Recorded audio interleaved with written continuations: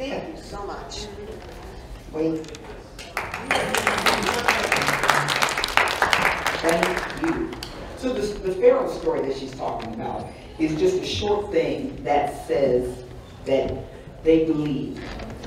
When you speak someone's name, they live again. With that moment, they live again. Which is why when if you've ever been to Egypt, or when you travel to Egypt, whatever, and you see all the monuments and things like that, the pharaohs kind of went overboard, you know, with their carvings and stuff. Their name was like every couple of hieroglyphs, because they wanted their name spoken, because they wanted to continue to live through that process. But it's not just, to me, it's not just a process where you speak someone's name and they live again. You go through a process, and the process lives. And that's part of what's happening this weekend, you know, with all of this. You all are carrying forward a tradition that has been going on for a very, very long time, and you're doing it very well. And you're doing it with passion, and you're doing it with interest. You guys aren't just here because you ain't got nothing better to do. You know, I'm just going to call it what it is. It is not cheap to do a weekend like this. So, you know, everything that comes into play to bring you to this spot right now is not an afterthought. It's not a spur of the moment thing. And that is part of the work. You know, because they, you know, they say you're supposed to, if you want to be an expert at something, you're supposed to put in at least 10,000 hours. I want to tell you what, y'all, I have put in mine and a couple of other people. But it's okay, because the passion that I have for this is, I hopefully will catch fire with you, because I'm really excited. I've been excited. I went downstairs and watched for a while, came up here and watched. Oh my God, you are a really great teacher, because you do it with such, you make people really comfortable, and not, because like, listen, some of y'all are gonna like me for this, and some of y'all ain't, but whatever. All of us ain't got rid of y'all. I'm sorry, we don't. And the patience that it takes to do something like this, and to try and get you all to a level where you feel comfortable, like just going out to the Mercury Cafe on a Saturday night, you know, whether you're partnered or not. I see a lot of my friends that are blues dancers, they're going by themselves, and just, you know, either stand in the corner or get on the dance floor by themselves and just do that thing. And that's a beautiful thing to be able to do. I love to see it, I really do. And I hope that whether you go out dancing paired or not, you know, don't not go out dancing because you ain't got somebody to go with you. Okay, what am I supposed to be talking about? Okay. I've got just a ton of notes here, but a lot of them are questions for you. Wow. Okay, so we're gonna just jump right into it. And I'm just going to pick one of y'all because I can. What brought you to Lindy and blues dancing? We did it at our college. We had like a little dance group, swing dance group, and I just like to do it. So I've been, if they have like an event, I don't go there anymore, but if there's an event, I'll do it, because it's fun. I like to do it. It's the kind of thing, I think I've lost my power here, but I'm loud enough. Hi, Katrina. Hi. The other super person. Wow. Yes. It's the kind of thing, for most of you, probably all of you, it's one of those things that gets you where you live. You know, you're walking around the house and you're heading in the kitchen because you're going to wash dishes. But what you're doing is, and you get to the sink and you're like, and you're in, you know what I mean? It's a natural outgrowth of, dancing is a natural outgrowth of how we move as humans. for the most part, babies, they, you know, and it's an absolutely amazing thing. And what you all are doing is taking that to the next level, you know, and saying, okay, I got this, I can do this, I will like this, this is great. And it starts to bring us like-minded folks together. And we find a space that is inclusive and expansive and joyous and everything that makes us happy, you know? Because that's, and when it all boils down to the sugar, y'all, all we are really doing on this big ball of mud is entertaining each other until we all take the big dirt nap. You know, so if we can find spaces where we find this kind of happiness and joy and physical expression and freedom, then we absolutely should pursue it. And here I'm not supposed to be preaching at y'all. But isn't it interesting that we are still doing the dances of more than a century ago? With actually, you know, the idiom has taken on, you know, different aspects, but the basics are still pretty much the same. Tuesday night, I went to the Mercury Cafe. They were having an introductory Lindy class, introductory and intermediate. And I went, I told myself, I'm going to research. And I'm standing there and watching all levels of humans trying to figure out, ooh, how can I make my body do this? Because I really want to do this. And the instructors that night were incredibly patient and encouraging. And it was just a fascinating thing to watch. And then I stayed and I watched the intermediate folks, you know, do their thing. And it's a very gradual progression. Some people pick up, you know, quicker than others. But I enjoyed the fact that there was no hurry. You don't need to hurry up and learn a whole bunch of steps. You take it at your own pace and you enjoy the process. Because with, like anything that you do, if it starts to turn into work, it is no longer joy. And for this space and time, everything that we are going to try to do is going to be a joy. So, y'all don't have to clap back, but. Yes. Oh, I think the music itself, I did a lot of reading and research and that sort of thing about Lindy and stuff like that, and the great practitioners of the dance and all of that. And I kept coming back to a thing that Ella Fitzgerald said. She said, we danced like mad, we loved it, we lit it out, we did all kinds of things. And it was just, once again, it was just for the joy of it.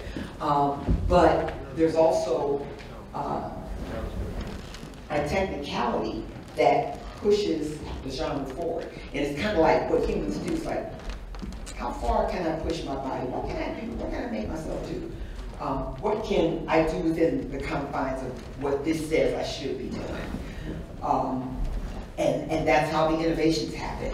You know, for all I know, I'm sitting here looking at a bunch of innovators tonight, and that is going to be sparked by amazing people like you and you and you and you and you. You never know where it's coming from. So don't feel like, you know, if you're sitting here and you're just getting started and all that kind of thing, don't think you have nothing to contribute. You know, absolutely not. Because I've stumbled on some of the greatest stuff ever in my life as complete accidents. And things that people go, what was that? What did you do? I have no clue. But it sounded really good, I'm gonna do it again.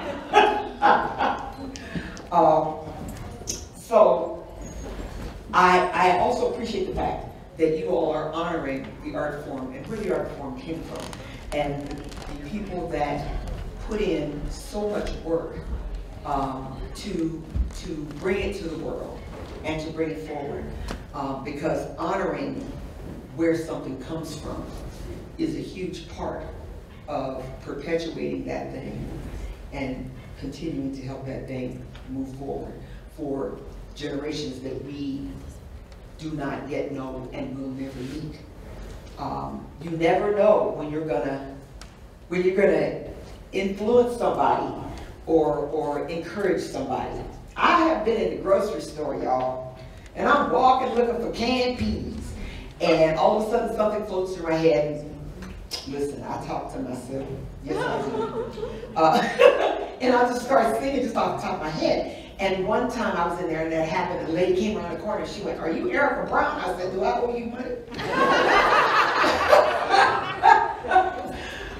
But she was like, "No, I heard you." I had done a gig, I don't know, previous week. She said, "I heard you at this gig a week ago." She said, and here it comes. She said, "I have not been out in 6 months. My mother died, I just did not have it in me." She said, "And I heard what you did, and it just made my whole night. And I woke up the next morning and I felt a little bit happier, a little bit more encouraged." She said, "I'm so glad to meet you one-on-one." And I'm like, wow, that little thing, you know. So, you know, you're walking down the street and all of a sudden the spirit hits you. You hop into a step. You never know who's watching you. You never know who's around you that may be encouraged by what you do. So don't ever feel self-conscious or any of that about, and I am straying so far from what I was supposed to say. I am just so really thrilled and excited to be here with you guys. It's just doing my soul so much good. And there's a lot of stuff I'm supposed to be talking about. I'm gonna back up 5 and punt a little bit. I am currently engaged in recording a project that is a tribute to the great Big Mama Thornton. And yeah, man, it has been an obsession of mine. There's no other word to say it. It's been an obsession of mine since 2017. And I don't know how much of you all know the story of well, we all know the story, kind of, sort of her. Lieber Stahl wrote Hound Dog. She did not write the song, but they wrote it for her. She had a million seller with it before Elvis Presley was done being wet behind the ears. She went on through her life. She had adversity in her life. She was human, you know. She was human just like the rest of us. And she had, I was going to say she had demons that she fought with for most of her life, but I'm not altogether sure she fought with them. But she would tell other people in a minute. She liked to drink, and ultimately that's what got her. But she would tell people in a minute, "Don't do what you see me doing. Just because you see me doing this, that don't necessarily mean it's good for you. You know, you do what you do." But when she died, because things were the way they were then, she died broke, black broke. The Southern California Blues Society came together and put together a funeral for her and raised funds to bury her. She wound up being buried in a common grave with 2 other people. When I started this journey, I talked to a gentleman who's a funeral director. He said, "Erica, I have seen 2 people in a grave before." He said, "But I've never seen 3. So my initial outrage was, well, this is, we got to get this woman her own resting place. But then, as the universe would have it, COVID happened, shut everything down. And you know what? It was the best thing that could possibly have happened to me in this project, because what I found out about this project, since it came, I got it back online. This sounds so pretentious, but it is what it is. I was talking to the great Bobby Rush, who just won another Grammy for Best Traditional Blues Performance. He has a project that I'm actually on. And they were having a celebration of this project at the Grammy Museum in Los Angeles. So I'm talking to him, and I'm talking to him about this Big Mama Thornton thing. And I'm like, you know, my personal outrage. He's been praying with 2 other people. He looked at me and said, "You know, she asked for one of them people to be buried with her, right?" I went, whoa, wait, what? Excuse me? Hold up, this is flipping everything I thought I was going to do on its head. So he was like, yeah. And at that moment, of course, because that's the way the universe works, somebody came up and had to grab him because he was the guest of honor that night. So he had to go, he said, well, we'll talk about it. I'm like, yes, we will.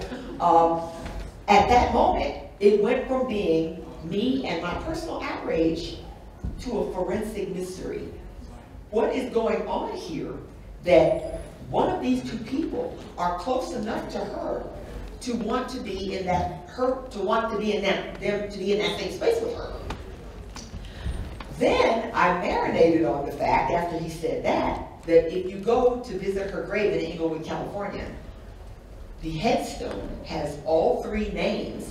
And when I did the research on when all three of them died, it is in the order of when all three of them died. Somebody knows something I do not know, because somebody knew enough to know who those three people were, their births and dates of death, and put it on a headstone with her. All three of them. Somebody knows something I don't. So now I'm like, okay, now I can't do the righteous outrage thing. and it's taking on a completely different life. So I kind of pivoted, and I have been kind of like low-key doing this recording project anyway. So now what I've done is I've re-ramped up the recording project, and I've done a session with Rocky Mountain PBS and with KUVO Radio, and we're going to release it as a live session on YouTube. And at some point they're going to put probably one or two of the songs on a compilation that they do. And I'm going to be releasing the project, and I'm doing a bunch of shows this summer along with it. And this is all about the music of Big Mama Thornton. Big Mama Thornton. And does everyone know who she is? Yes. Okay. Yes. Yeah. Yes. Yes. Okay. If you don't, look her up. She's, God knows, she's all over the place. We are trying to bring her back to the prominence that she enjoyed when she recorded Hound Dog and was traveling all over the world to do this song. She was very beloved by a lot of people. She wrote a song called Ball and Chain and gave it to Janis Joplin. She literally said, Janis was like, oh my God, you're everything I ever thought I wanted to be. I love this song. Can I please record this song? She said, yeah, go ahead, take it. And she did. And it launched Janis Joplin's career. Ball and Chain changed her career. And she was one of the people that never forgot. She reached back and said, come on, you gotta go on tour with me, this is good, come on. And she did that, and she, you know, she never left her consciousness. And that is an absolutely amazing thing. Because when it all boils down to the sugar, it's that thing where we all have to look out for each other. You know, if you see somebody, it's that Dolly Parton thing. You see somebody without a smile, give me yours. That sounds funny, but you know what? I've had people, there have been times when I've been feeling like just, I'm so not in the mood today. And then somebody walks up and just like, hey, how you doing? You look good today. Thank you. It changes you, it changes your endorphins. You know, it gives you that little instantaneous burst of peace and satisfaction and wow, thank you, you know, and gratitude. I constantly live in an attitude of gratitude, y'all, because there are so many things about me that I really should not be sitting here talking to y'all the way I'm talking. I had vocal cord cancer, and I had 2 surgeries in the year 2000. And they have no clue how I got it because I don't smoke. There was nothing hereditarily to point towards, oh, you're gonna have an issue. It was so perplexing to my doctors that I was actually the subject that month of their grand rounds. They gathered a bunch of doctors around a table and threw it on the table and said, let's find out what's going on here. And nobody could figure it out. There was an angel in my corner, and she saved me. And it was the surgeon who operated on me the first time and the second time. And what that told me is I'm supposed to be doing, whatever it is I'm supposed to be doing in my life, this is one of the things that I'm supposed to be doing. it never occurred to me at the time that I would not come back and be doing this again. I never entertained that kind of, like, it wasn't even a case of having negativity. I just never thought about it. I just thought, okay, we're gonna do this and I'll be fine. And fortunately for me, it worked out that way. So every time I get a chance to open my mouth and noise comes out, I'm good. So, you know, be mindful sometimes of when you see people and you see somebody who's like, people are fighting battles that we know nothing about. And sometimes all it takes is a kind word out of the blue from someone to change their whole day, change their whole attitude, you know, change their whole everything. Being able to come together like this, I can't dance, y'all. I can wiggle, but I cannot dance. The concept of me getting out of here and trying to do a swing out terrifies me. I can't even front. And I look at y'all doing it and being brave enough to like just get up and try and work through your what you feel like maybe your mistakes are, your, you know, however it takes, whatever it takes for you to get to a place where you feel like you're comfortable with it. It's an amazing thing. You're putting yourself out there. And that's a beautiful thing. Never stop putting yourself out there for good things. And here I go again. Got it. Okay. Okay, I still got 15 minutes. What I'm going to do, since we have 15 minutes, I'm actually going to stop right here, and I'm going to let y'all ask me questions. Ooh, I wish I had a sign. I can go, ask me anything. If you have a question, please raise your hand. Anybody? I got a question. What's your early background? My early background? I am the quintessential, archetypal girl who came from the South. I'm from Southeast Missouri in the Boot Heel area, a town called Sikeston. And Sikeston, if you get on Interstate 55 and you go 100 miles straight north, you'll run right into St. Louis. My mother came up from Little Rock, Arkansas, got to that spot and just kind of stopped. But I was the kid who was in church 3 to 4 days a week. It was Monday night was business meeting, Tuesday night was choir rehearsal, Wednesday night was prayer meeting, Thursday night was all church business meeting, Saturday night was all choir meeting, both youth choir, adult choir, and whoever the groups, little offshoot groups were. It was like all the time for me, and I loved it. There was a time when I wanted to be a nun. I was Baptist. I didn't know how you did that stuff, but what I knew was that I felt like there was a calling on my life for something, and I did not know what it was. But I knew this about myself at the time I was probably 10 or 11 years old. And it's interesting to me now that I feel like I'm kind of a missionary of blues and jazz. And I'm just kind of, you know, it's almost like having a ministry to a certain extent, you know. I talk to you about this all day long. I'm good. And I appreciate the fact that you all want to, you know, hang out with me and listen to all of this. But I came out here straight out of high school. I did. I came out here at 18 years old. And okay, y'all, it's Missouri. I was married. I married young, although we didn't have my daughter for 5 more years. I got out here, loved it, and then when we broke up, I could see absolutely no reason to go back to Missouri. So I stayed here, and I raised my daughter here. And I've been here pretty much ever since. I've traveled all over the world, but this is home, because there's just something about Colorado that does it for me.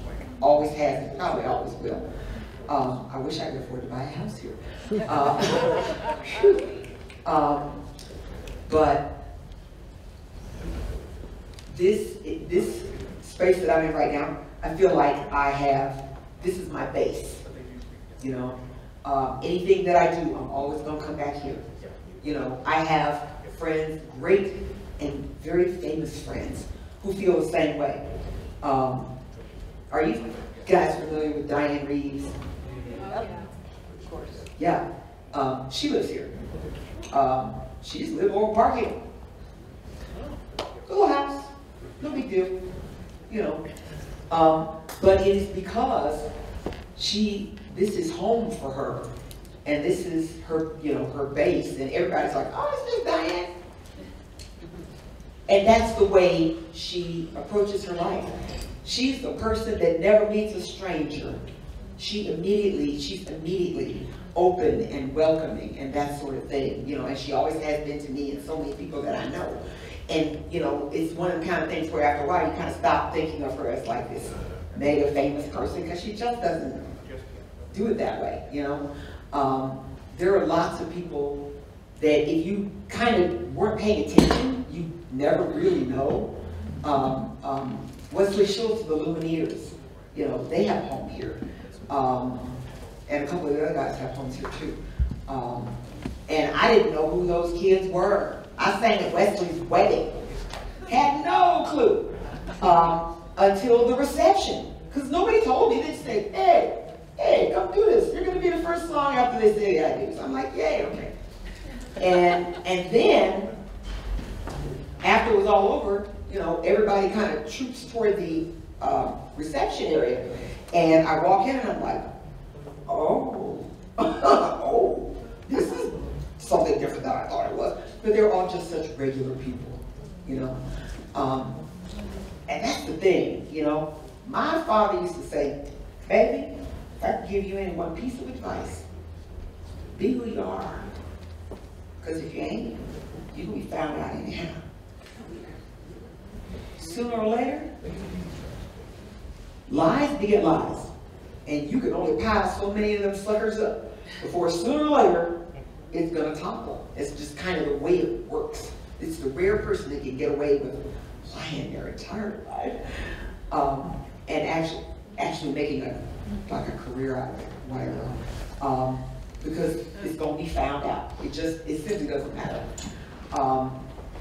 And that actually kind of rolls me into another thing. In all of the teaching that you receive this weekend, be honest in what you do. Do not try to be pretentious. Don't try to be know-it-all. Don't try to be anything. If you're good at it, great. You know, help your fellow dancers out. You know, if you are insecure or unsure, that's why we have instructors. You know, don't be afraid to go up to them and say, there's something I just can't get.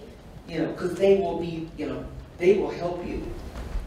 And that's what this entire weekend is about. Sure. I have a question sort of related to what you were talking about before, but I was just wondering, can you think of a time when maybe you were playing with some, you know, you think of like blues players like Muddy Waters or something, I mean, that would blow your mind to be on stage with them. Has there been a person like that you've been on stage with and also like, oh, I can't believe I'm doing this, or a place where you're like, wow, just like pinch yourself? Yeah. The first one, I think, now what I realize is sometimes you have to know who people are. His name is Delbert McClendon. Oh, yeah. Lord have mercy, I love me some Delbert. He did a CD and he won a Grammy for it, and it is called Nothing Personal. And if you have never heard it, do yourself a favor and get it. Of all the CDs he's won Grammys for, it is one of the most perfectly done efforts I have ever heard. And I had the honor of opening for him back in the early 2000s. And he was there at the time. He liked what I did so much he had me come up on stage with him, so I got the pictures. But he gave me an amazing piece of advice. He said, Erica, own your stuff. Own your stuff. He got into an altercation, I don't know what you call it, a legal altercation, with the record label he was with at the time. And there are now songs that are his songs that he won't do because he does not control them. Oh boy. I know. and it's some of his biggest hits too, and it's a dirty shame. But that was the first thing he told me. He said, girl, I love what you do. He said, but let me tell you what, I was on your stuff. You can lease it. You know, there's a concept whereby you can like lease it to a record label or whatever, but do not give up ownership.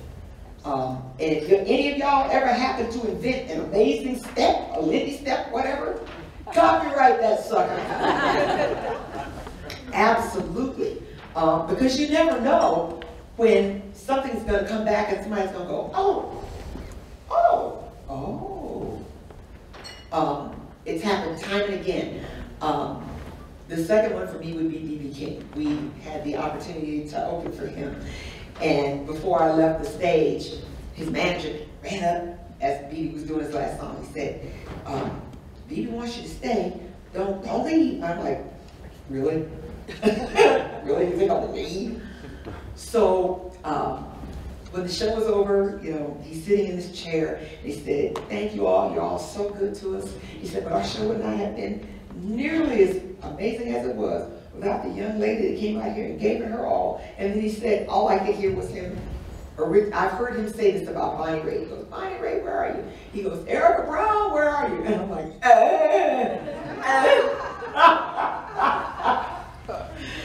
So I walk out on stage, and he's sitting in a chair, like almost exactly like this. When he looks up at me, and he reaches up and grabs my hand, he pulls me down to him. He says, how you doing? I said, I'm perfect now. So then after the show was over, he had me, his manager came up and said, B.B. wants to talk to you, come on the bus. I'm like, okay. So I grabbed my daughter and I'm like, come on, we're going to the bus. Get on the bus. So we go, and as we're walking down the little short hallway to get to the back, he was an amazing human. He would make time for everybody. People would like literally stand outside the bus in a long line, and he would stay there until he had connected with everyone who wanted to talk to him. It was amazing. So when the manager takes us to the door of the bus, I'm looking at this line, I'm thinking, these people are gonna mug me, this is ridiculous. But they realized who I was and kind of started plotting. I'm like, So I get on the bus, we walk down the hall, and as we come into this big back area, he looks up and he goes, oh, there's the pretty ladies. So I start walking into this circle because he has these benches all across the back of the bus. He looks at the guy next to him and goes, scooch over.